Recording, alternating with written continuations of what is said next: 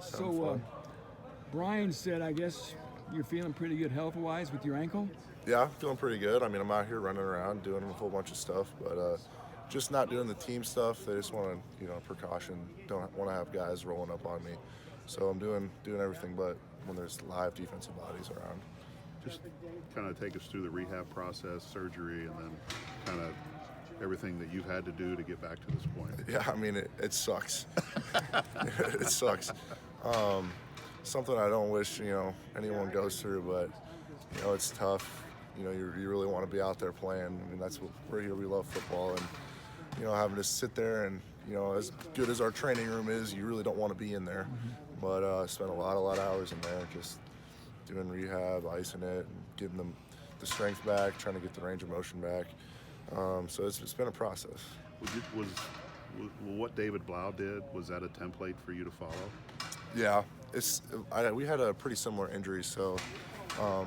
And he, did the same thing as me. The first couple practices of spring ball was no contact, but then he worked his way into being full live. So that's what I'm planning on trying to do. So you think later on you'll get in team situations? And that's the plan. That's the plan for me. It's a goal. You talked to David? Yeah, I talked to David. I mean, I think he might have texted me right afterwards because he saw it. Yeah. Pretty similar spot on the field, going the same direction, we're both running the ball and. Similar injuries, so it's pretty freaky actually. Right. So what is your focus this spring? What things are you trying to fine tune and improve on, and what kind of quarterback do you want to be at the end of this thing? Obviously, just I feel like mentally I have it, but then it's just being able to be confident and recognize it, and then just let it rip. So I feel like that's what for me is just let it rip, and then try to get that completion percentage up a little bit. So just trying to get completions out on the board. What's the competition like between you and Aiden? Is it friendly? Are you guys cutthroat, getting after each other? me and Aiden are really good friends. I mean, that goes for every quarterback who's kind of gone through our room. I think it's a really special room to be in because, at the same time we're all competing, but we're all really good friends. So, it's fun though. It's funny when you compete with people too. It makes both of you better. Before your injury in that game, do you feel like you were hitting your stride a little bit? Do you feel like things were kind of coming together for you? No, yeah, I think I was getting into a little bit of groove. I started off pretty shaky with a couple of freak plays the defense made, but then after that, I was clicking. I was running the ball really well. I was throwing it.